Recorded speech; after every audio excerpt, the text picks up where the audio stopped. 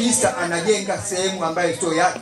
Nimekwenda kwa mtendaji, nimekwenda kaambiwa muuzie, nimekataa. Tumekwenda kwa mtendaji wa kata, tumesema bwana muuzie, kakataa. Tumekwenda polisi, kasema muuzie, kakataa. Kila siku akija pale yeye anakambaza, akija pale ananipiga mimi. Ananipiga. Sio kama sina uwezo, naogopa, najua serikali.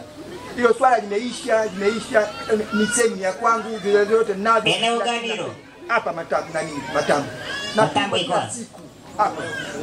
Napigwa kama serikali ya kijiji. Napigwa kama mtoto mdogo. Kila siku anapiga mawe, rabini nayo, kila nikijitahidi. Ile serikali ya kijiji ya kata. Hapa kata.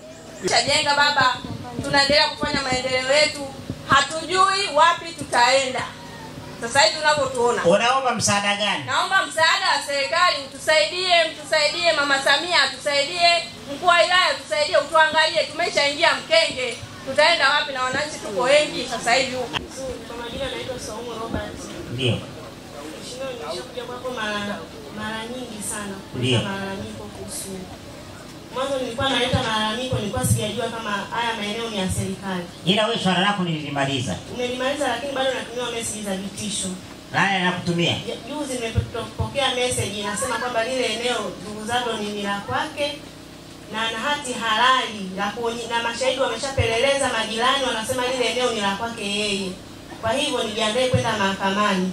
Kwa majina naitwa Mariamu Isanyange. Ndio. Mimi ni mhanga kutokea Tabata. Ndio. Nyumba zinakumbwa na maji. Pole. Nilikuja kununua huku. Nikaambiwa ni eneo la mtu ambaye nimeletwa na mhanga mwenzangu. Kapuuzia, akasema ni maeneo yake, hayana shida na mkipata wateja endeleeni kuwaleta. Yeye bwana akasema ongezeni wateja. Na kwa kweli tulibebana wengi. Hatuko wawili wala watatu, tuko zaidi ya nadhani tunaweza kupatikana mpaka 10. Na akasema viwanja vipo. Na mkalipia. Tukalipia. Wewe ilinunua shilingi ngapi? 600,000. Wenzio wengine milioni 1,300,000, milioni 1,400,000, milioni 1,800,000, kila mtu kutokana na uwezo wake. Ana aliyouzia anaitwa nani? Anaitwa Selemani Magari. Selemani Magari. Mpe salamu. Kwa hiyo baada ya muda tukaambiwa ni eneo sio la kampuni gani wanachimba mchanga. Baadhi ya hao wahanga wenzangu ambao waliobarikiwa kujenga wakakuta vyumba vimeshadondoshwa. Vikapigwa chini. Unaona? Sasa mimi kama mhanga, kama pamoja na wahanga wenzangu tunaelekea wapi, wa mama na watoto? Zile nyaraka zile mnaenda kwenye ofisi ya kijiji ya mtendaji au kimya huko? Mimi binafsi na mwanamke mwenzangu tulikuja ni siku ya Jumamosi.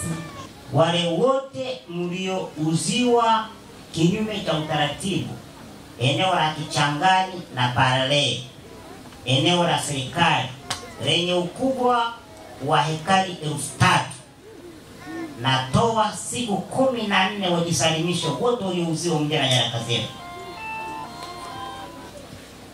Hiyo ni maelekezo, hairuhusiwi kuhojiwa na mtu yoyote. Mpige makofi, msipige makofi, mpongezane. Eneo la serikali linarudi, mtaki ustaki. Kuna option 2. Waliojenga njooni mfanywe tathmini mlipe. Ambao hamjajenga kuanzia leo ni marufuku mtu yoyote kukatiwa eneo hapa kuuza. Ukiuza umeingia sana. Wewe mtu uweze ukauza eneo watu 8-9. Kwa ufupi tu mzee wangu umesikiza watu waliongea. Watu 8 wanauziwa kiwanja kimoja, ni migogoro ya ajabu, watu wanauana. Watu wamebomoleana nyumba. Watu wamenyang'anyana matofali. Mimi siwezi kuwa mkuu wa wilaya ambao wilaya ya watu wanaubado wanavunjana heshima. Yule dada anatishiwa maisha ambayo kiwanja sio chako, mtu amejenga. Akina mama wanahangaika, wanauza nyanya, vitunguu, wanalia family. Na baadhi kibaya huku wanaume wengi hatulei family. Mzee wangu unaweza kuniprove wrong. Familia nyingi zinaendeshwa na akina mama, mmetelekeza watoto.